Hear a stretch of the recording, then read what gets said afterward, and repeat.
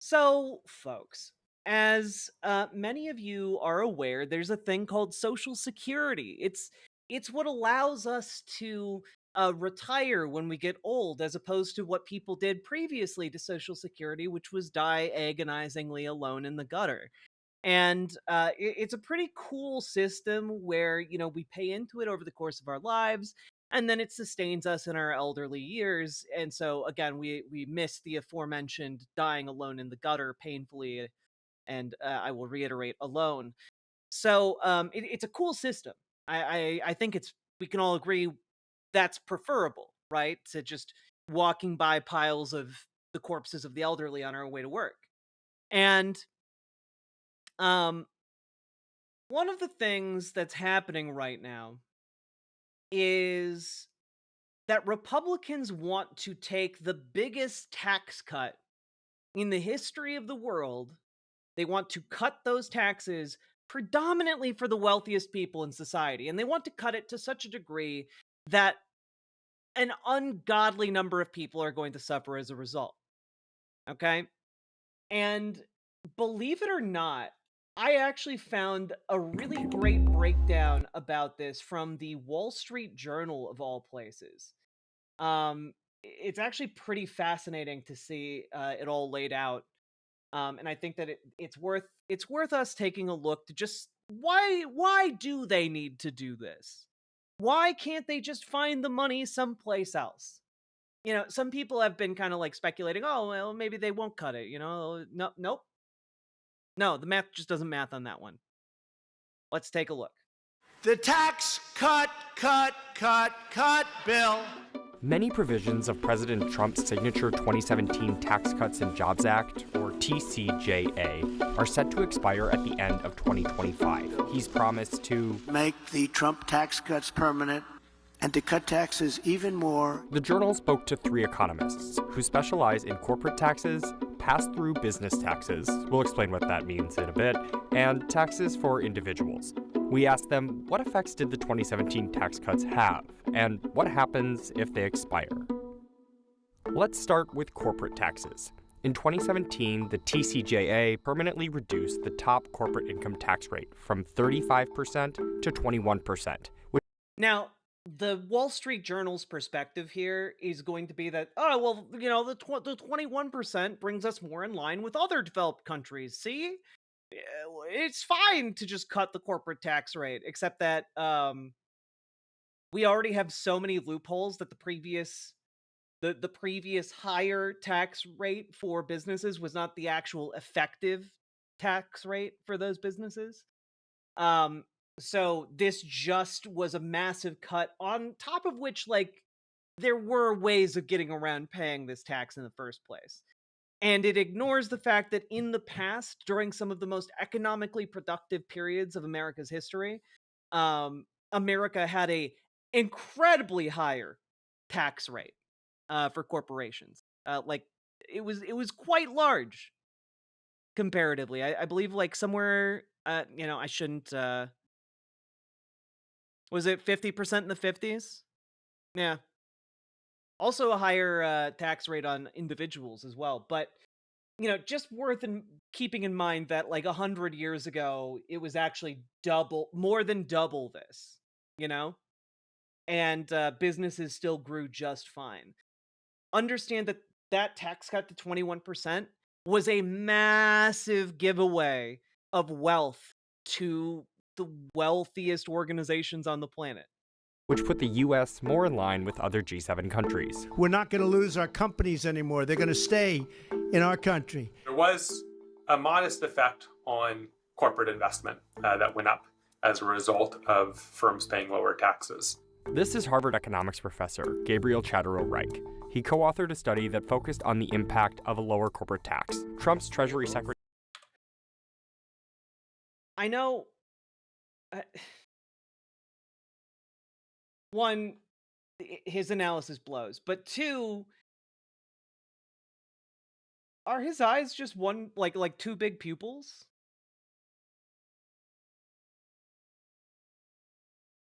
He looks like he's tripping balls. He co-authored a study that focused on the impact of a lower corporate tax. Trump's Treasury Secretary at the time, Steven Mnuchin, said the tax cuts would generate more than enough economic growth to help pay for the lost revenue.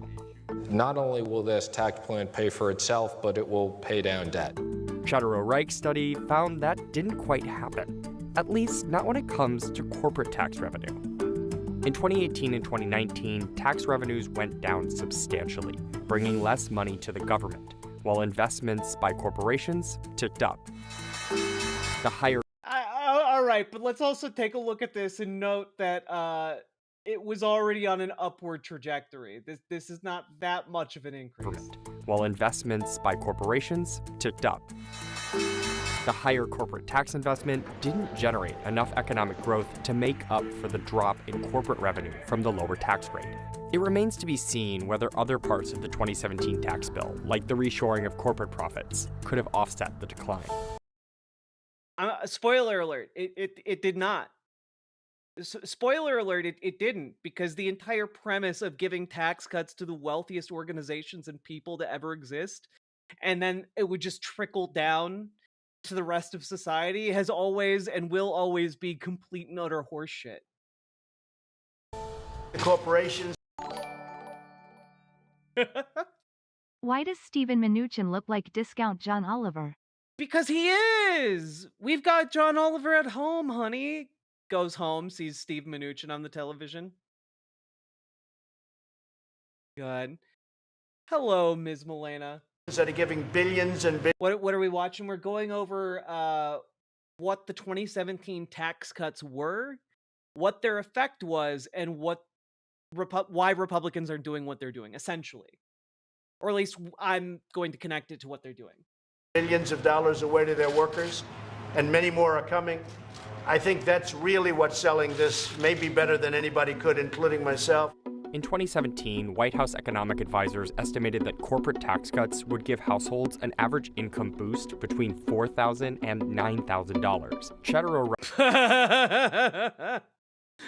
Shaduro-Reich and the study's co-authors used modeling based on data from 2018 and 2019 to come up with a much lower individual wage boost of about $750 per.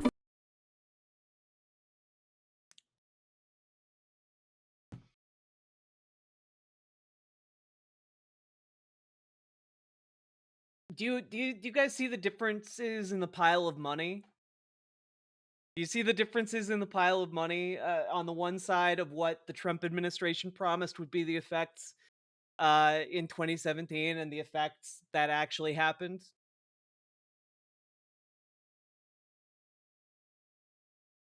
All of that additional money that they promised just goes straight into the pockets of billionaires. Full-time employee. $750 per person is nothing. So that's a glass half full version. Glass half $750, that's enough to get you a Cece's pizza, and that's not nothing, okay? Like, you get into Cece's, you can eat as much pizza as you want. Unless you're that one guy from Mabimbam.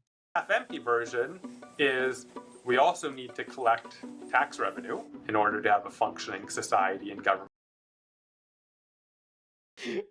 I love that he's like, the glass half full is that people got $750. That's great. The glass half empty version is that we need taxes to run society. And we can't do that with these tax cuts. They're not sustainable. They are not it's economic suicide. Getting that additional income cost us a lot of tax revenue. Yeah, because when you give massive tax cuts, those cuts have to come from services. So what we wound up doing was we cut services in order to give the money that would have been spent on those services to billionaires. And that's not actually good or useful for anyone except for the billionaires, I guess. And everyone else just kind of got screwed. Now, let's look at how the vast majority of small to medium business owners file taxes. They are called pass-through businesses because owners pass their taxes through their individual income filings. They didn't get the permanent corporate tax cut. Pass-through business owners, I think rightfully said, hey, what about us? Economist Elena Patel studied the 199A provision, a deduction created in the 2017 bill that's set to expire in 2025. The provision allows a temporary 20% tax cut on qualified income for millions of business owners. This is a huge boom for growth for these businesses. The problem is, Patel says, that there's little evidence that proves this deduction helped boost investment or employment. Yeah, it's almost like it was just money being handed out to corporations. Yeah, it's almost like you just gave a bunch of money to rich companies and people. And the resulting economic boom never happened. In some sense, it was just a tax cut to business owners. Anybody who runs anything out of their home, they're technically a business and they benefit from this. People who own pass-through businesses tend to be higher income. And so, of course, the benefit is going to accrue to the top. In this case, like, it widely, disproportionately benefited the top 1%. Yeah, take a look at this, right? Over 50% of this tax cut, this particular part of the tax cut, went to the top 1%. That's crazy. And so this is like some of the critique of this is that this tax cut really was targeted at the richest of the rich people in the United States. And they want to do it again. Republican lawmakers argued that the 199A deduction needs to be renewed. Yeah, also keep in mind, folks, the reason they are so keen on doing these tax cuts this year is because this is the year when those tax cuts expire. They want to do these tax cuts and extend them until 2034 in order to keep these tax cuts. But they need to slash a whole lot of money if they want to keep these tax cuts. We will see even more closed for business signs up and down Main Street when their federal tax rate jumps to over 40%. If the deduction is extended, it's estimated to reduce federal revenue by nearly $700 billion over.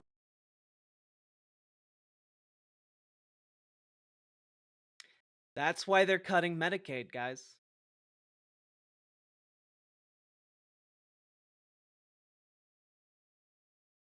They want to blow a hole in our budget to hand the richest people in our society the biggest tax cut of all time. And they want to take exactly this amount of money out of Medicaid.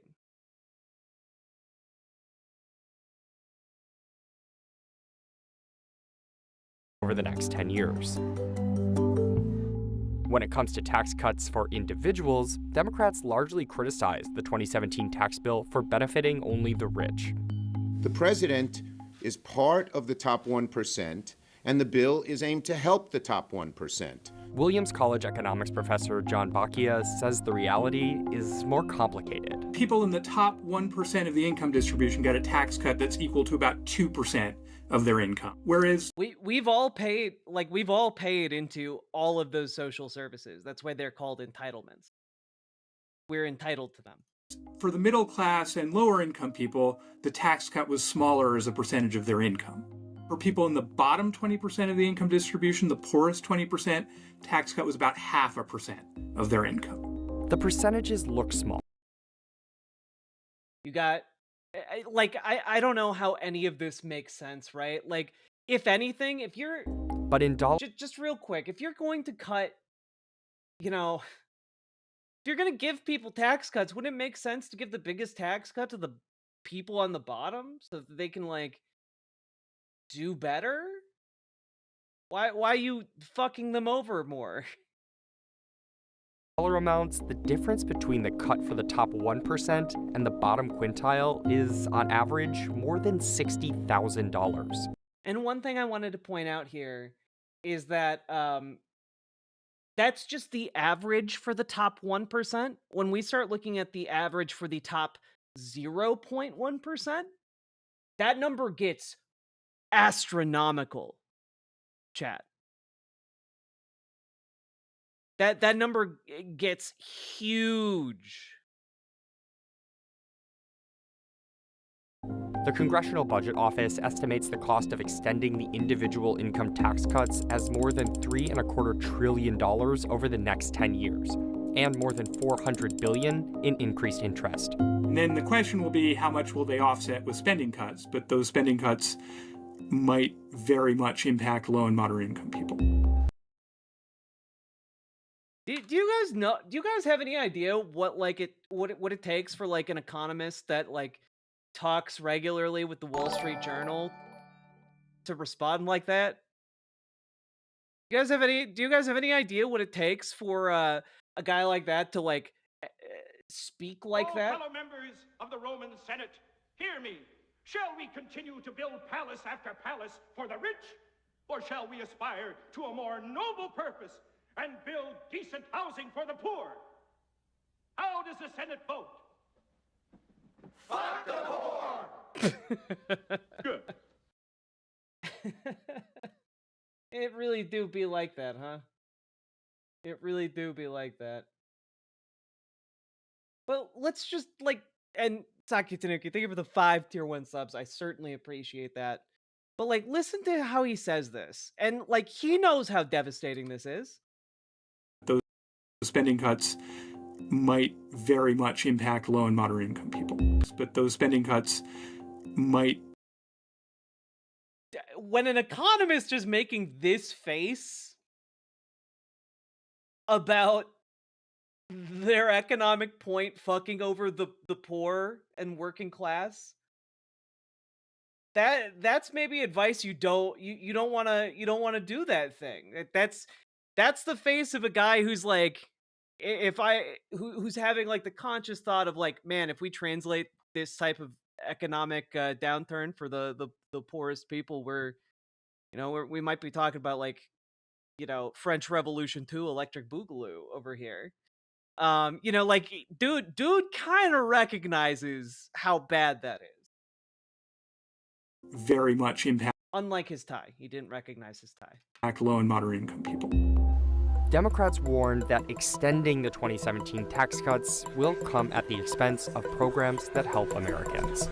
The safety net is under assault. This whole thing feels a bit like a scam. It is really tax cuts for billionaires. Republicans have made clear they will not hesitate to bleed health care programs dry. We're working right now to get everybody on board. I think everybody wants to be on this train and not in front of it. Did House Speaker Mike Johnson just threaten to run people over with a train? Did he just threaten Democrats in Congress with running a train on them? Jesus Christ. February, House Republicans passed a budget blueprint that calls for at least $1.5 trillion in spending cuts and no more than $4.5 trillion in tax cuts over the next decade. $4.5 trillion in tax cuts. Oh, God. The Committee for a Responsible Federal Budget, a nonprofit group that favors lower deficits, estimates that Trump's tax priorities would reduce government revenues between $5 to $11 trillion over Jesus Christ. the next 10 years. Elon Musk's Department of Government Efficiency has signaled that the work he's doing could help lower taxes. As we're finding savings, that's going to translate directly to reductions And they aren't finding savings, by the way. It's all been bullshit. in tax. So. Yeah. It's still an open question how Trump and Republicans will bridge that gap. I got news for everyone. We know how they're going to close that gap. They're going to close that gap by cutting Medicaid, Medicare, and Social Security. That's the entire point of this. You know? The entire point is to cut Medicaid, Medicare, and Social Security. That's the only way the maths. If you're looking for that kind of money to cut, you got to cut it from those Mike programs. Johnson clearly wants to be in the middle of the train run if I understand that correctly. Playful face. Thank you for the $5 super chat, Charlie. And there are only two places you can get that kind of money, chat. One are entitlement programs like Social Security, Medicaid, and Medicare, right? The other place is the military, and they already want to increase the military's budget by $10 billion. So they're not interested in cutting the military at all, outside of cutting the VA, because fuck veterans. Am I right? That's the fuck veterans is the unofficial slogan for Trump Musk presidency. Lesson of the story: fuck capitalism. True, comrade girl. Thank you for the $5 super chat. And yeah, it's. Yeah, the Wall Street Journal is playing cute here, but there are only two places you can get that money. And we know they aren't going to go into one of those wells, they're going to go into the other one. And I don't think people understand the amount of damage that will be done if just one Social Security check, like 1 month, like Social Security just stops flowing for 1 month. The amount of devastation that would wreak on the entire economy. And like, it's in a way no one can really, like, I feel like no one can really imagine it happening, but like we're talking like the elderly would be thrown out of their homes. We're talking like they'd be put out of retirement communities.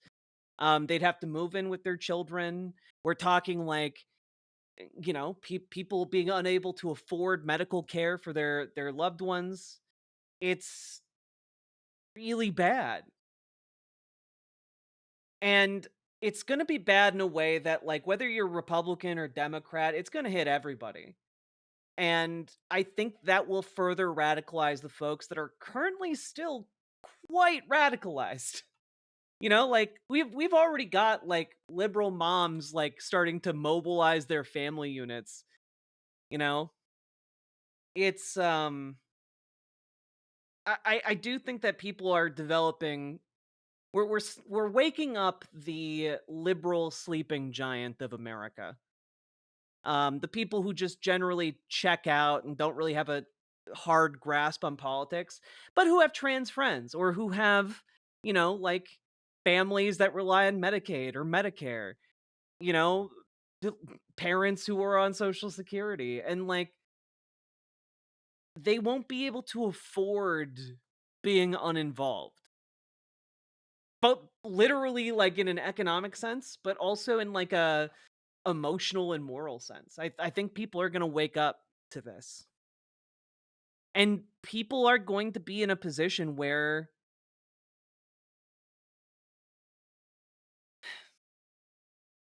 they have to engage with it, or they die, or, you know, their loved one dies if they don't engage with it. Like, people are going to be up against a wall, and they're going to have to act.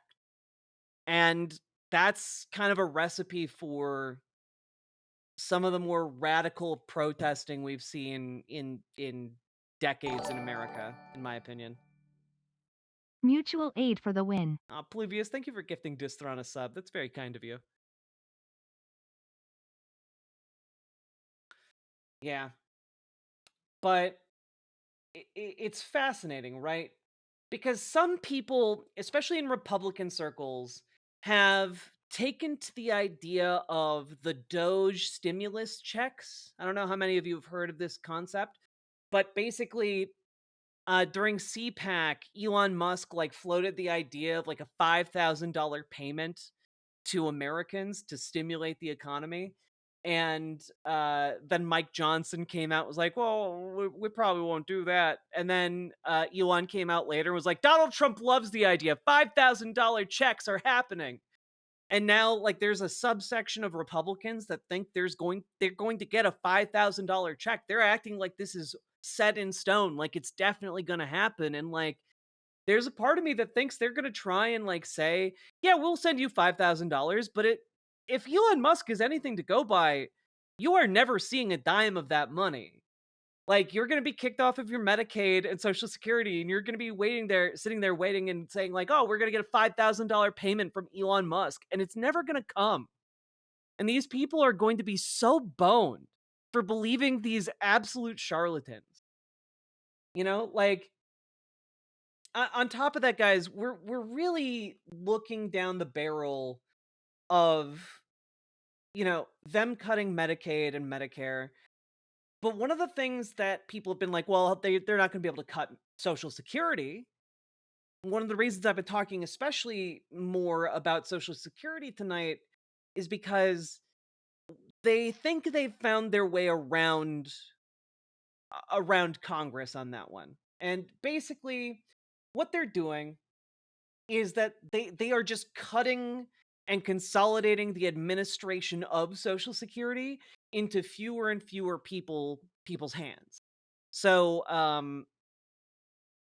there was essentially a purge not that long ago inside of the Social Security Administration, and many of their high level employees are leaving, resigning, or etc. And the corporate ghoul who's been installed at the head of the Social Security Administration has basically been saying that he is the temporary officer of like several different jobs at once, since all of those jobs are vacant, which gives him like almost unilateral authority over the Social Security Administration.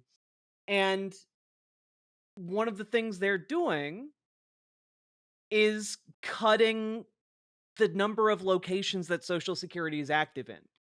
And this is going to intentionally cripple the Social Security Administration. The SSA is one of the like most efficient orgs in the government. It processes hundreds of thousands of issues, complaints, calls, onboarding, offboard, etc. every day. Hundreds of thousands. And that all flows through all kinds of different offices across the country. But basically, they are using administrative cuts as a way to stop those checks from flowing, to stop Social Security from functioning, so that either they can claim they're just sending people in to fix the problem, or so that they can effectively cut it without, running to Congress. And if they do stop the flow of those checks, I think people are going to get violently angry quite quickly. Because people are going to know that like they can't last that long without those checks. And if they're made to wait, it could be a disastrous outcome for everyone involved. So just letting you guys know, this is looming above all of our heads. And this is, by the way, sorry, I showed this chart on screen. Social Security Administration faces increased workload with fewer resources. From 2010 to 2023, there was a 17% cut to the Social Security Administration customer service budget, a 16% reduction in Social Security Administration staff, but an increase in 22% of people needing help. So they did 22% more with 16% less.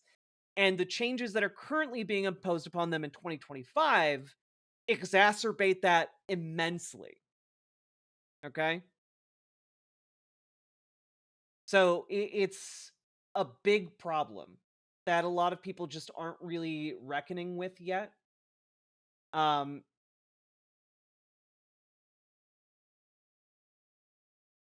Yeah.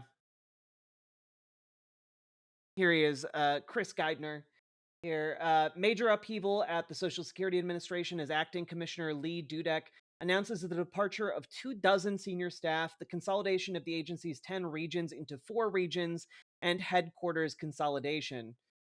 One of the biggest changes at HQ is a consolidation of power, re the General Counsel. Mark Stephenson, former Senior Executive VP and General Counsel for HSBC North American Holdings, Inc., joined the Social Security Administration on Monday, became acting general counsel on Thursday, and became acting deputy commissioner today. So Mark Stephenson is also like running like 5 different jobs right now to consolidate power in there.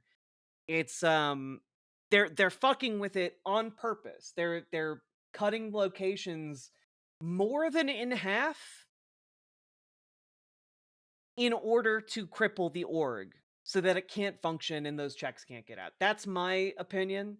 Maybe it's just as bad as Elon wants to get in there and take all that yummy data to, steal all the American people's data. I don't know. I don't know what it is, but my money personally is on trying to render Social Security inoperable.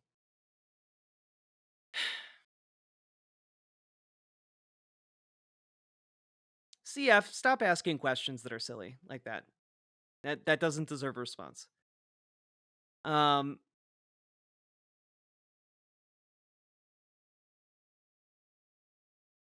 yeah, it's really bad. They want to destroy Social Security and Medicaid so they can give the biggest tax cut in history to the richest people that currently exist. It's not more complicated than that. Everything else is a smokescreen. Everything else is a distraction. That's why they are trying what they're trying to do. They are trying to steal our money. It is the greatest heist of all time, and it cannot be allowed to stand.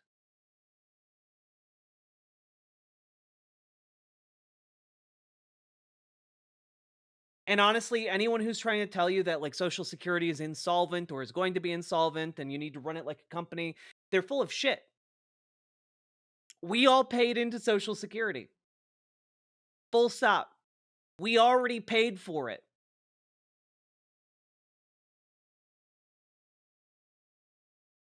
And you know what? Any concerns about it being solvent can be solved by taxing the rich. There's a limit on what the rich pay into Social Security. Remove that limit so that they are paying the same rate as all of us. And guess what? The solvency issue is solved.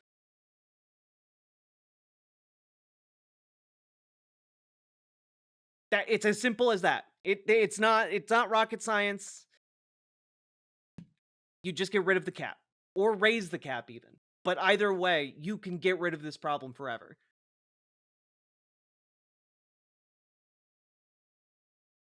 Hello, LB.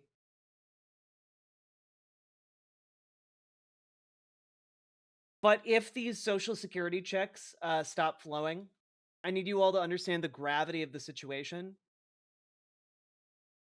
We're in like an existential danger if that happens. That will be kind of your red flag to like get loud and also to make sure you and yours are hunkered down and safe.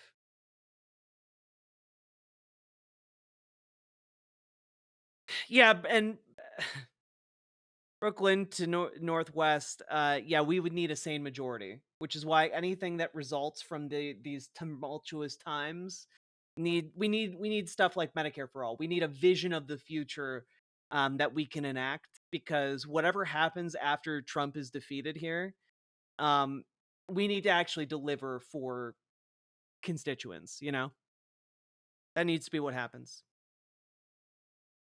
The Republican Party, as we know it, needs to be destroyed, and Democrats need to reform our current systems. And what that may look like, I don't know. I would love to have more input on it when we get to that juncture, but like we need like Medicare for all. We need money out of politics. We need like some certain basic things if we want to restart the engine of democracy here.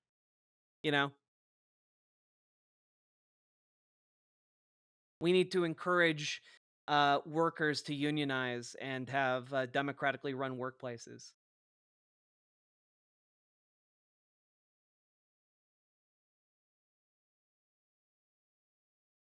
Let's get ranked choice voting. Exactly. The point being, beware what they are doing. They're coming for Social Security. They are coming for your ability to live. We all deserve that Social Security. We all pay into it, and they're coming to steal it from us. Don't let them.